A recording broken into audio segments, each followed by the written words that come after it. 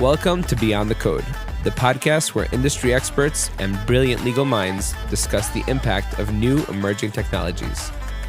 I'm your host, Yitzi Hammer, a lawyer and tech enthusiast.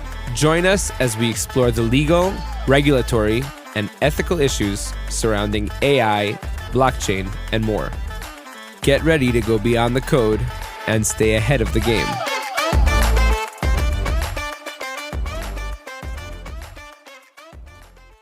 Ladies and gentlemen, welcome back to another episode of Beyond the Code. Today on Beyond the Code, we have a very special guest, Dr. Oliver Scherenberg, a colleague, a friend, and an excellent lawyer from Hamburg, Germany. Welcome, Oliver. So excited to have you here today. In addition to being an excellent lawyer, Oliver is also an entrepreneur, but I'll let him tell you more about that himself. Oliver, why don't you introduce yourself to our listeners? Absolutely. Thank you so much for having me, Etienne.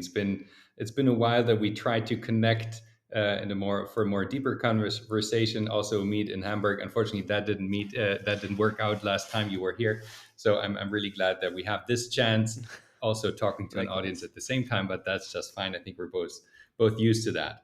So thanks, first of all. An introduction briefly. As you already said, I'm an attorney myself. My background is in intellectual property licensing, which means before Web3, I've been monetizing IP rights, patents, trademarks, copyrights, image rights, whatever you have it, in a combination with media law, with technology. So for smartphone devices, standard essential patents, but also for social media, Twitch, live streaming, stuff like that. When I came to Web3, that was not in the early days of Bitcoin and all of that. When I came to Web3, it was really in the era of NFTs. That is really when I first understood what the blockchain was all about. I didn't bother trying to understand it during Bitcoin because I was too late and bothered by that fact. So when I came there, I understood that many of the discussions that were going on were still a bit in a cloudy and murky water, especially when it came to intellectual property assumptions. And some of them I thought were simply wrong without even understanding much about the blockchain technology. And the more I started digging into the technology, the function, and the possibilities, I discovered that some of the things were simply utterly wrong from a legal perspective. So I thought it makes sense to make a couple of statements, to start interacting with the communities. And what I found out is that it is a very open community. People are super interested. Not too many lawyers in the early days that you wanted to interact with, but more the practitioners and people who wanted to do something with the IP rights of their NFTs. That they heard some promises of projects allowing them to use the digital image or something like that. So I thought that was a good starting point. And coming from that and coming from IP, more and more clients started reaching out and asking, what is this NFT thing? Do we have to be part of it? Do we need a project? And I figured out that there are many questions that I still don't find answers to myself: regulatory law, tax law, property law, some really fundamental questions that I needed answers for. So I started educating myself in chats with attorneys, with tax advisors, and then going a bit broader internationally and trying to find answers also from different law perspectives. And that is actually the birth time also of the idea of Web3Lex. And Web3Lex, we will talk about that a little bit more in a second. Web3Lex is ultimately the idea of giving people access to legal information from the perspective of different national laws. So we ask questions, we put together catalogs of questions, and the answers to that same question come from attorneys and tax advisors from different jurisdictions. So you, as a user who uses the platform where we publish these answers, can now compare the different national laws and get some indicative answers to a lot of different questions for Web3 legal stuff. Yeah, and I had the opportunity to sort of follow the evolution of Web3Lex. We spoke, I don't know, I guess it was about a year ago when you were starting to build up the content and you were getting contributors on board. And, unfortunately, I didn't get around to the time to contributing myself, but I have followed very religiously the platform's growth. And I'd be curious to hear from you what the what the trajectory was like. I know that, both of us are service providers, and as a service provider, there's like a very specific mindset you need to get into vis-a-vis how you deal with clients, how you manage your tasks, etc. And when you have to put an entrepreneur hat on and focus on actually building something besides a practice, I think all lawyers, certainly sole practitioners, are entrepreneurs in a sense. We need to grow our practice, we need to grow our client base, we need to maintain our client base. So we're all entrepreneurs in a sense, but when you're actually like building a platform and you're engaging with developers and you're trying to both bring on contributors and also get people to read and engage with this content, it's very, very challenging. And I'm curious to hear from your perspective what it was like making that transition from a service provider to somebody who's managing a the growth of a platform. Indeed, it has been a challenge, and it still is kind of a challenge because, first of all, I'm still an attorney. So I'm still an attorney advising clients in the field of Web3 generative AI, and also in the field of intellectual property, as I have been doing before. So combining my role as a service provider and still finding time and giving priority sometimes to my own project is not super easy. Now, I was lucky because from the beginning, my co-founder is a very active person. So Manuel, you may have known him as well. So Manuel is a person that has a background also in building brands, but also in user experience, user interface. So he knows how to target audiences, for example. He's the person who writes text, and he's pretty good at exactly that. So we have someone else in the founder team who has a strong development background. So he actually has his own little company of developers who can support in building the platform. And then we have another great co-founder who is also an IP attorney, but who is from a younger generation, and therefore has a much better access to some of the technical stuff, and has a lot of time and resources also that she spends to build the platform and to interact with the people. So we have four different hats with four different functions, and we have started like that from the beginning. So that was really very good. And then basically finding partners who want to support us from the start has been key to the development. So now we found this wonderful creative and digital agency, Mutabor, who is in Hamburg, and they supported us all the way through the brand relaunch, the campaigning, and also they built our virtual environments and the website and everything. They even helped us create the NFT project that we launched. So having partners, I think, is key. But now to the challenges, and the daily challenges are much more trivial. It's just, how do you get people to know your platform? How do you get the content for your platform? How do you find people who you need for the content? And for us, as you rightly said, and you're a good example, it is difficult to find contributors who will contribute. So it's already difficult to find individuals in different countries, in different jurisdictions, who have a track record, knowledge, and also the willingness to advise clients on a legal perspective for Web3. So Web3 practitioners in the legal field are still not very many out there. The ones who are who you can see and you can find typically have quite some business, so they don't have too much time to interact with you and your platform, which means people that are interested, we have a lot. People we are interested and then make contributions, that's the tricky part. While we don't charge for attorneys to be on the platform, we also don't pay them. So for us, it's a give and take, which means we want the attorneys on our platform. They will be visible for the contributions that they make, which are just a couple of minutes, basically, for them to answer a couple of questions that they can really answer from the top of their head. What they will get in return is visibility and to become part of a network of international folks that are like-minded. But at the other end, we also don't pay for contributions.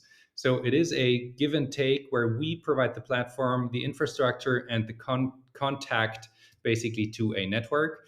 And at the same time, we ask the contributors to make these little contributions. That has been the biggest challenge yet. Thank you for that, Oliver. Um, I'm going to ask you a very forward question, and I apologize if I'm being too direct here. But Web3 is very much known for its hype factor. Everybody's building and excited and hyping people up on social media and whatever. And then projects invest heavily in building infrastructure and building community. And then after a much anticipated waiting period, they release their products. And very often, after spending lots of time and money and legal hours and development hours, after they launch their product, nobody shows up to the party. And I know that you've invested quite a bit of time and energy yourself in creating Web3Lex and bringing in contributors and generating content. And I wonder if this is, again, and I apologize for being so forward, I wonder if this is similar to other aspects of Web3 in that you built this platform. Has anybody shown up to the party? Is anybody using and engaging with this content? Have you got any feedback?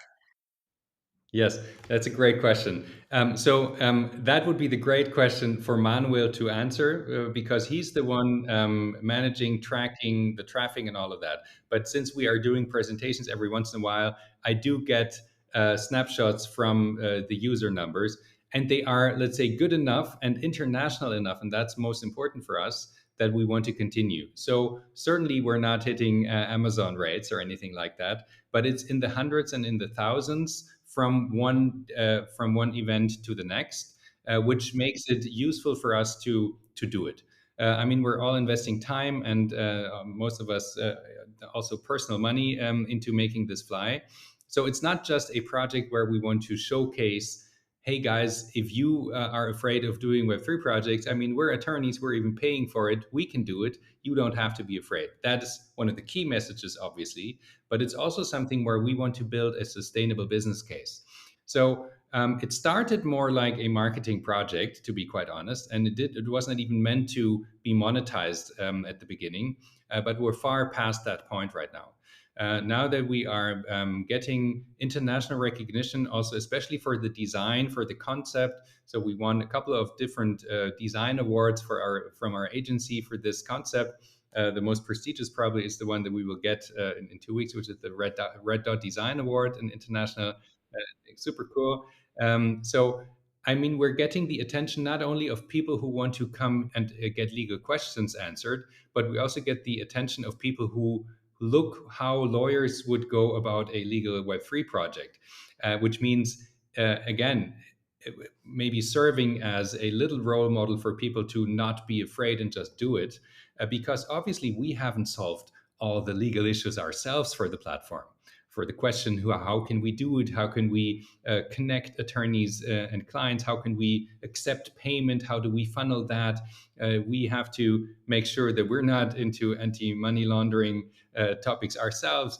So there are a lot of different things. I mean, we launched our own NFT project where we sold consultancy vouchers, prepaid consultancy vouchers for people to then access that in a token gated virtual environment for an immersive client meeting. I mean, there are so many keywords alone in that sentence. It makes a lot of sense to do it. Is it an economic success yet? No, it's not. And the simple reason being, it doesn't have to be. It was not designed to be at this stage. Do we want it to become one? Well, obviously, yes. Now that we are getting attention also from investors, so people are starting to approach us and say, that's a weird thing you're doing there, but you're still doing it. And I see that the numbers of your contributors are going up. We now have over 250 people registered from over 50 jurisdictions who answer questions on our platform. And now, if you take that and scale it even more, the next thing that we're doing is to offer prepaid meetings where you can book meetings online with each of the attorneys. So it's in super easy access to all the contributors. If you just browse the website and you see, hey, there is a question answered by someone from Israel, for example, I want to get in touch with that guy. You click it and you can immediately access the Calendly and book a meeting, prepay with credit card, get the option to check a Zoom meeting, Google Meet, or an immersive meeting in our virtual space. That is an easy thing. So the next question is, where do we earn the money? And obviously, as a platform, it is easy to then get some sort of a platform fee, maybe from an interaction that we help where we help connect people. We could also start selling things that we don't want. Now, in this case, with the NFT collection, that was more of a test phase. We didn't even sell out that collection, which was only a 25-piece pilot phase collection. We sold not even half of those. So we sold consultancy vouchers for 15 minutes and for 1 hour. And we thought, well, I mean, and the price was much lower than the hourly rate of the average attorney in our platform. And still, people who wanted to interact. So we got a lot of applause from all our Web3 friends, but ultimately they couldn't even buy it because they say, well, I'm a big company, I'm interested in the project, but we don't have a company wallet. So I cannot even we have no account here for the company. I said, wait a second, but I've been advising you already last year for an NFT project. Yeah, but it's an outsourced project. There is an agency doing all of that, and we are paid in fiat, so we get the money back in real money. We don't even have a company wallet because our compliance department is running nuts if we tell them. So how can we buy a voucher for a consultancy meeting? I would have to buy it with my own wallet and then charge it to my company. That would be just too much of a headache. I'm not doing it. And all these little things that are in between great idea and execution, and then use case, and fair money in return are, I think, the biggest struggle that all our clients have as well. And you just mentioned it.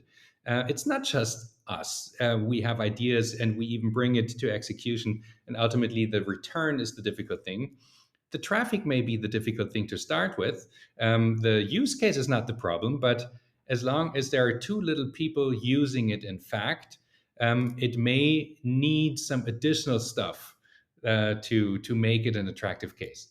And just let me just add it to that, because I just mentioned the first thing that we're building now on top of the database and the network, and that is this booking platform. And the second thing that we're building right now is an obvious thing. It's an AI chatbot, which means instead of now going to the platform, typing in, I am from Germany, I want a question about NFTs answered, I want a question about NFT and intellectual property answered, and then you go through the order structure of a Windows folder structure, for example. It's easier if you go to the platform and say, "Hey, where are you from? What do you want? Can we help you with some questions? Which question do you want to have answered?" We can guide you through, and so you will basically have an assistant guiding you through, but also interacting with the content of our platform. So we have our own training data, and that's the database of the questions and the answers we received. This is what we're having in the testing phase, and I'm super excited about that, because it will ultimately mean that you don't need to know beforehand what you are looking for, as you often have. That's one of the biggest problems with databases. You need to know what you look for before you find the answer. And here you can just have a chat. It's just an interaction.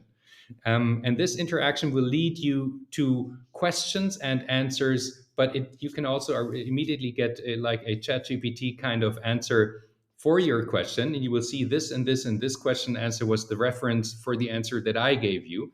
And I think that is pretty cool. That has nothing to do with selling the content. That has nothing to do with the interaction with the contributors. It may lead to follow-up questions, and may lead to referrals for these attorneys, but not necessarily. And therefore, we're just trying to discover all options. Truth is that I was in touch with you and your team almost a year ago to be an early contributor on the platform. But then when I got to the Q&A part where I had to start filling out answers, I kind of tabled it to come back to later, and then I never did. So right before our call this morning, I again submitted an application to be a Web3Lex contributor. And I look forward to being the first Web3Lex contributor from Israel. Yeah, you're not the first registered one, but you would be the first to make contributions. And it's funny that you say that, because we see that we have statistics of how many people are excited about our platform when we talk about it with them, how many register after the first conversation, and how many of those who register actually make contributions. That is something that has been one of the biggest learnings for us. We need to make it easier for contributors to make the contributions. Certainly at the beginning, we actually had an Excel spreadsheet where people put their name in, and then they can answer questions and they send them in on a Word document or something. It was really old school. And now it is a bit more accessible, but we're even building something where the contributors can access the back end, monitor the traffic also for their questions and answers, make their contributions in the database directly. So it's a lot easier. You don't need 5, 6, 7 steps, registration, content creation, uploading, sending, and all that. But it would simply, if you have 5 minutes between two calls, you can just log in, answer another question, log back out, thing is done. So the threshold of entering and making contributions shall be as low as possible, because that is where we see most of the value still in these international contributions from the attorneys. And I believe that you're a contributor yourself, right, for German law? I am. And to be honest, I was one of the last before we published, because then obviously Ekta, who is the one responsible for the overall platform, he said, Oliver, you have to hand in your contributions now because we will be launching tomorrow. Answer your questions. Exactly. So I did. But and it showed me again how quickly you can do it. Now, if you have expertise in the field, and you certainly have, you will really be able to go through the questions and just hit the recording button, and it will take 2 or 3 sentences, and it's all that. There are more complicated questions, obviously, some that need more, maybe even some review or some research. But we don't want people to make sophisticated research legal answers with a quote and the case. If there is one, great. But in most cases, it's just, look, property in Germany does not allow for digital items to be considered property, at least not when it comes to the law. But certainly there are analogies. Bam. Next question. If I buy an NFT, do I automatically get the use rights for the IP of the underlying asset? It's an easy yes or no, and the reason why, yes or no. And these are questions that come up quickly, and the answers are super easy to provide. So you already mentioned that I had the opportunity to come out to your hometown of Hamburg, Germany, just a few weeks ago. And one of the things that really intrigued me about the German economy, specifically vis-a-vis the blockchain industry, is how internally focused it is.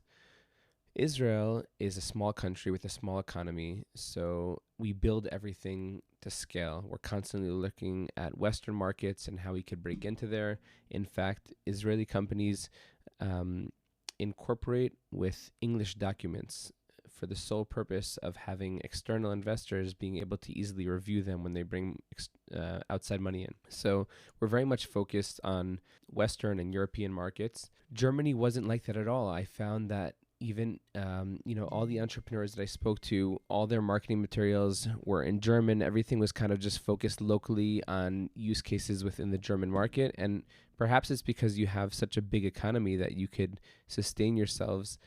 But I just found that it was such a different, it's just a different language, like an entrepreneurial language.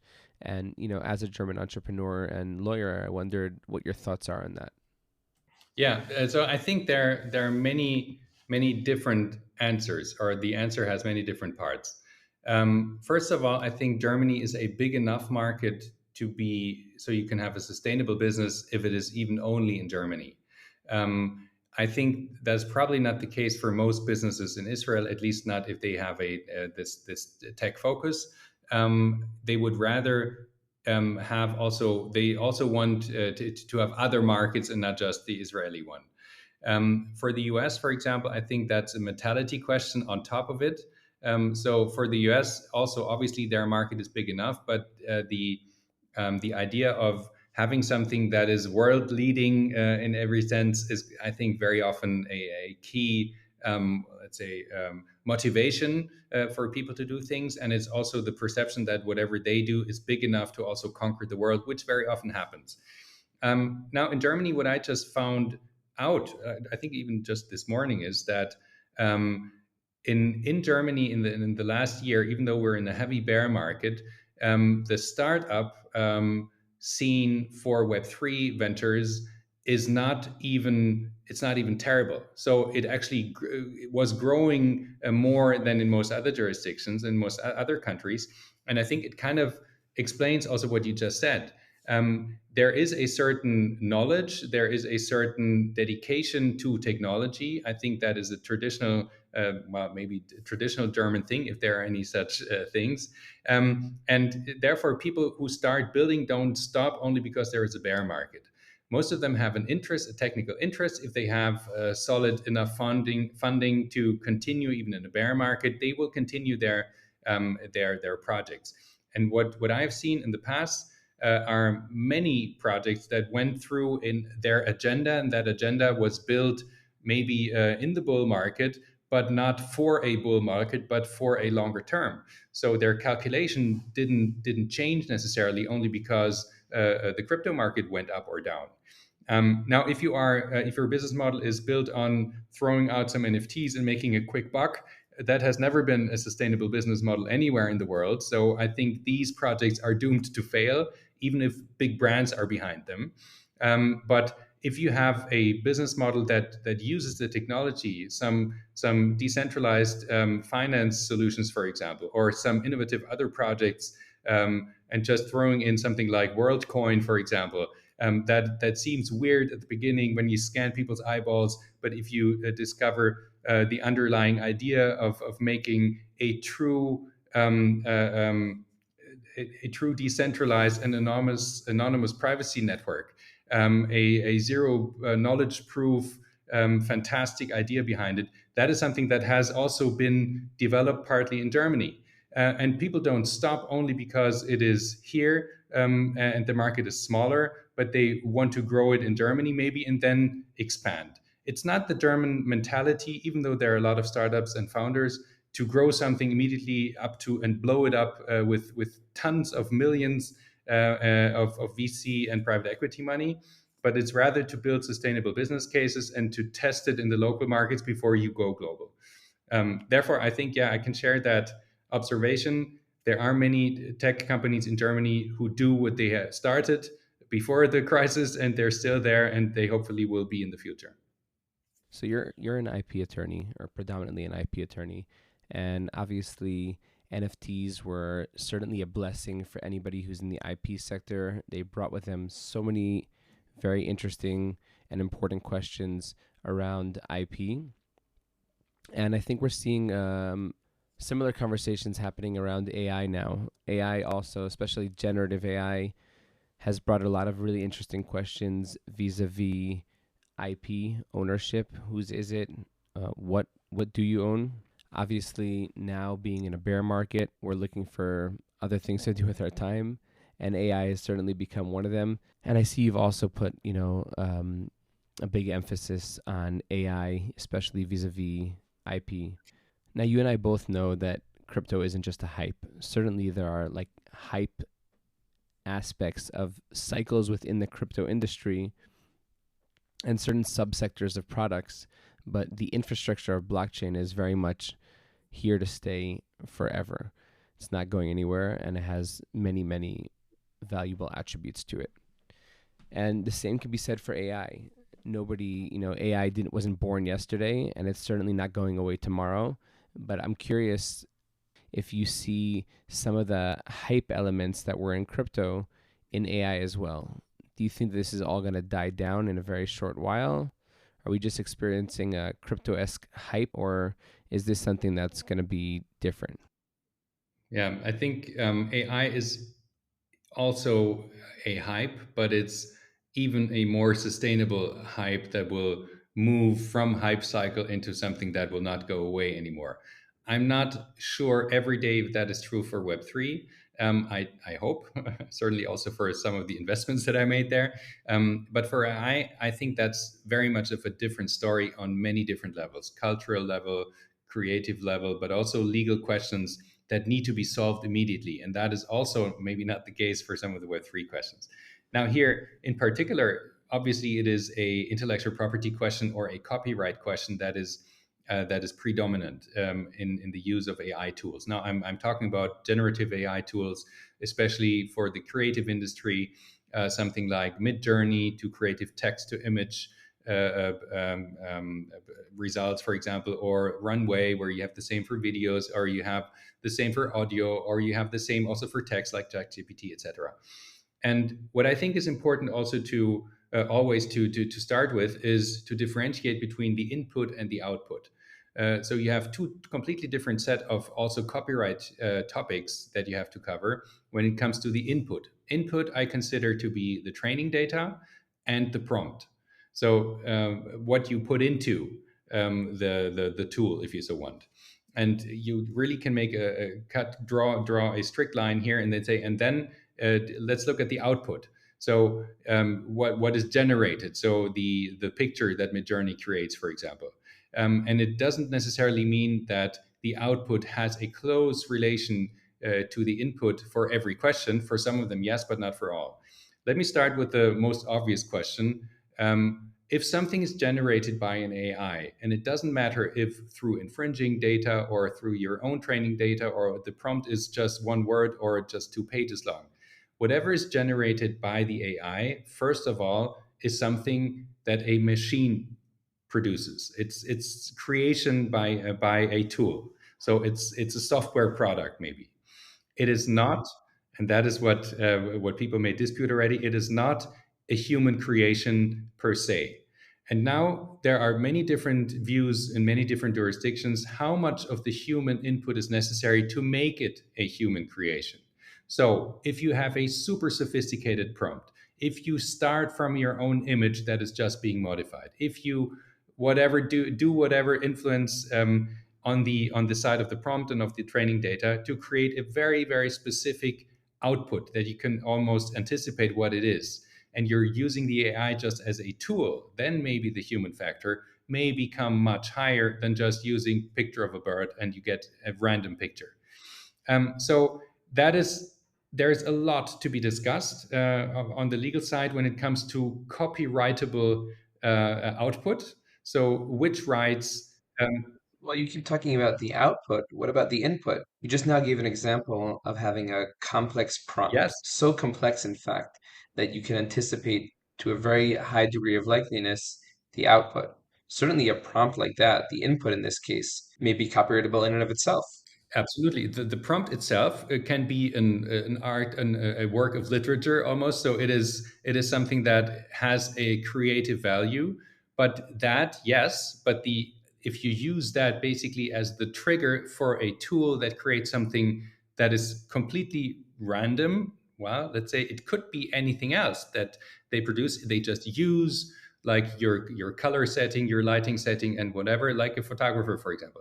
I have I'm pretty sure that we will end up in a situation where we will have something that is like a copyright or like a little copyright or a copyright that takes into consideration there is a huge human factor, even though the output was ultimately created by the AI tool. I'm sure that we will get there. Right now, we're not there yet, so we have to do good guessing. And now we have the very interesting situation that we have jurisdictions where we have copyright offices, for example. So they get the question now. They get the question now, is this copyrightable or not? Is this subject to a copyright or not? In other jurisdictions like Germany, for example, we don't have copyright offices. We only have the creation, and the creation process delivers you the copyright, and there is nothing you can register. So people can claim that they have copyrights, yeah? And therefore, the only way you can develop the law is by suing each other. So what I tell my clients is, why don't you create something and tell your friendly neighborhood agency next door to sue you over the copyright, or you just invent cases and you sue each other just to get the stuff to court and to get court cases. Because before the legislator will come, the US and other systems who have copyright offices, and they're dealing with exactly these questions already at this stage. They can make decisions. That's okay, that's not, that's too much of a prompt, that's not enough, that change is not sufficient. They will have a head start, and I think that's terrible. Similar to Germany, in Israel, there is no copyright registration requirement either. And just last week, I was giving a lecture to a group of academics about AI for academia, researchers, and teaching, etc. And I mentioned to them this whole debacle that's unrolling vis-a-vis AI and IP rights. And they said, oh, well, that's not relevant to Israel because there's no copyright registration here. So when there's no copyright registration, typically what happens is, like you mentioned, if somebody has a claim that somebody else allegedly infringed their copyright, so then they'll go to the courts, and the courts will resolve whether or not the copyright belonged to that person to begin with, and whether or not there is a real infringement claim here. And I said, what do you think is going to happen? You're going to go and you're going to sue somebody else for infringing on your IP, and the courts are going to look at that and they're going to say, okay, what existing legal frameworks are evolving in the IP space? And generally, as with many other things, the Israeli courts will look to the courts and to the legal systems in place in the US, and let's say, okay, in the US they have a requirement to register copyright. And the US Copyright Office has said that only works that are created by humans are registrable, and they'll look at the Chris Castanova case, and they'll look at other cases that are developing currently in the US, and they're going to say, okay, let's look at what the US is doing and let's apply that same logic to whatever we determine to be the case here. I imagine in Germany and in other jurisdictions where there's no copyright registration, they'll do the same. I think they will be very helpful, and certainly a good judge will look at that for some support in their own arguments. However, sometimes there are differences in also in the copyright laws between Europe and the US, for example. Just as one example, the fair use component is dealt with in a little bit of a different way. Also, when it comes to data mining, the European approach is much more liberal and much more open than the US would ever be. So all the copyright cases that are being filed right now by authors that say, well, my book was used, at least if I put, if I ask ChatGPT to write a summary of my book, how can they know? So they need to have used the data of my book. Otherwise, they could not answer these questions. So that seems to be copyright infringement. And others here might say, well, if it is publicly available somewhere, that is part of a data mining process where we're not reproducing, but we're just learning. Like a visitor in a museum who just looks at a picture and goes back home. He doesn't take the picture home, but the memory of what it looked like. So they can kind of reproduce and describe what it looked like. That is an interesting thing. And a different perspective, for example, in Germany or in most European jurisdictions and the US, is the very strong component of moral rights in copyright, which is a different aspect in Germany and in France, for example. So the attachment of the creator to the work of art will never go away. So you can never abandon fully your moral right to your to your work, as compared, or let's say the opposite may be true in the US, where you can even make someone else and sell the copyright and make someone else the owner of that entire copyright without even considering the moral part of it. So yes, influence totally, but not necessarily. It will not work everywhere, and therefore that it sounds like a bold move, but I've had that idea with other clients before in other matters when it came to cleaning images and reputation from people on Google, for example. A couple of years ago, we started to sue. We created our own case, sued ourselves, went to Google and showed them the verdict, and they cleaned, let's say, the rest of that. So basically saying, hey, look, a court said that the following picture may not be distributed, the following statement may not be distributed. And that was sufficient for Google to say, well, then I guess we have to block it because we don't want to be caught in a dispute. And if a German court says that this is illegal, then that's good enough for us. And now in a certain way, we created that case, that we made that up, but we have an official court judgment dealing with exactly that matter. And it didn't matter if the parties really had a dispute or not, but the court had a real case to deal with. It sounds a bit weird, but well, yeah. And well, to be honest, I haven't found a client yet who wants to do it, but I tell every client, especially in the creative industry now, well, you can be the front runner. You can have your name on that case, even if you're agency XYZ and you have the landmark case for this decision. I mean, you can list all sorts of different questions that are legally relevant and just get a court to tell you. And even if it's just the first instance courts, it doesn't matter. It's better than not having anyone telling you and waiting for the real cases. Then we'll go to federal Supreme Court, which will take another 10 years before we know. It doesn't make any sense. Interesting. So you suggest suing yourselves in order to force regulators and courts to take a stance that you could rely on. That's brilliant. I'm going to quote you on that. Oh, yes, please.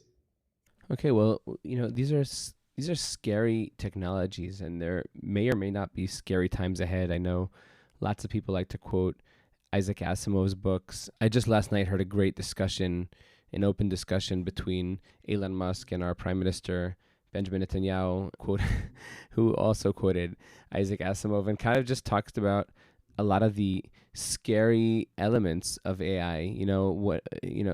Insofar as it may overtake us in as intelligent human beings, and what the future may hold for us. What do you think the future holds? Like, what are the things that you're most scared of about these technologies? I think it is important that we use these technologies to get familiar with how they function, what they can do, what they cannot do. To identify that, just as an example, ChatGPT can create output that is utterly false. So it's basically like someone lying to you without even being ashamed of it and without even thinking that they lie, which is a very dangerous thing if you consider how people use the internet, how people may also use these generative AI tools. So I think it will be very important to get a to make people understand what these tools can do today and what they cannot. They will not provide full security. I think transparency is something that is super important. Training is super important. You need to educate people on how to use it. But just as an example, telling kids at school you're not allowed to use AI because that is cheating will not work, because people are curious. It seems like an easy fix to things if you're lazy. So it will make the lazy ones even lazier. It doesn't make sense to assume that people want to cheat if they use it. I think it would make much more sense to say, use ChatGPT to write an essay on the following, and then come back next day and discuss it in class. And you will see the results are very different. And maybe there is a good result, maybe others are bad. And then teach kids, for example, now I'm just using the example of kids, but you can use it everywhere else.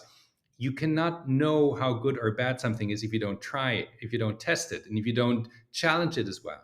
And I think this is where we are right now. What we need to understand is it's never going to go away anymore. It is extremely helpful and useful in many cases, and it needs to be, well, treated with care and carefully, and also mindfully. Yeah, I totally agree with you. Just last week, I was asked to come and give a lecture to the entire academic faculty at a university here in Israel. Before I got up to give my lecture, a student was featured giving a perspective on the use of generative AI tools from the student's perspective. And after he got out of the room and left, and I got up on the stage, I think they felt, more comfortable now that there was an adult in the room. They started to complain, "Oh my God, how are we going to catch these students? Terrible that they're using these generative AI tools to quote unquote cheat on exams, or on how they study for exams and how they create papers. We need to stop this. We need to stop this." And I said to them, "Guys, you need to take a deep breath and take a completely different perspective on this. If you feel the students are cheating, well, you could quote unquote cheat too. You could use these tools to create assignments more speedily and efficiently. And instead of being the ones who are looking how to catch your students out, why don't you be the ones who teach them how to use these tools responsibly? In the world of tomorrow, they may not need to write and research in the same way that people today have had to do those things. So as teachers, as academics, it's your goal to prepare them for the future. Preparing them for the future might mean something very different than what it meant a decade or 2 decades or even a year ago. So try and incorporate these tools into your assignments, and try and be the ones who lead the change by explaining to them how to use them, responsibly.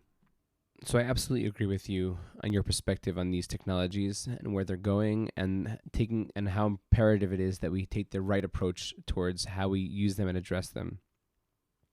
Thank you very, very much for joining today. I really, really appreciate this conversation. I've thoroughly enjoyed it. For our audience, what's the best way for them to be able to get in touch with you and to follow your brilliant content that you put out? Yitzi, first of all, thank you once again for having me, and it's really been a pleasure chatting to you, and it's always a pleasure, and I hope that we will get the chance to have our real life coffee rather sooner than later as well. So the easiest way of connecting with me, I think right now is either by just following me and interacting with me on LinkedIn. That is a platform that I do use quite intensively for also for legal exchanges, but also for stuff I think is important to discuss. Sometimes also just for my entertainment and for someone else's entertainment, maybe. I share about my job, my ideas, my visions, my legal stuff, but also every once in a while stuff that is completely unrelated. If you want to get in touch with respect to becoming a contributor or using the platform for Web3Lex, that would be Web3Lex, so the number 3, web3lex.io. That's the platform. We'd love to get feedback. We know it's not perfect yet, but we need feedback to improve, and would be very appreciative for every feedback that we get, positive and also negative ones. And certainly, if someone listens to this episode and wants to become a contributor, everyone is very welcome. What we typically do is that we invite people for a brief chat, so we get to know them. We can double check also their track record for Web3, for example. So we need to have people who are knowledgeable and don't only claim to be knowledgeable. But what they then do is they come to the platform and they click on the contributor section, and they will find a link to a form where they can register, and the process will be taken up by the team there. So we will get in touch. We will have this chat I just mentioned, and then make you guys familiar with how the platform works. And again, as I said, right now, it's still a bit handmade, a couple of Excel spreadsheets, and it's not super easy, but it's not super terrible either. We'll work on the user experience for the contributors. Until then, bear with us, and would love to have you as a supporter. Thank you very much, Oliver. I am and will continue to be supportive. Wishing you and all of our listeners a happy Jewish New Year, or as we say in Hebrew, a Shana Tova. Thank you for listening to Beyond the Code.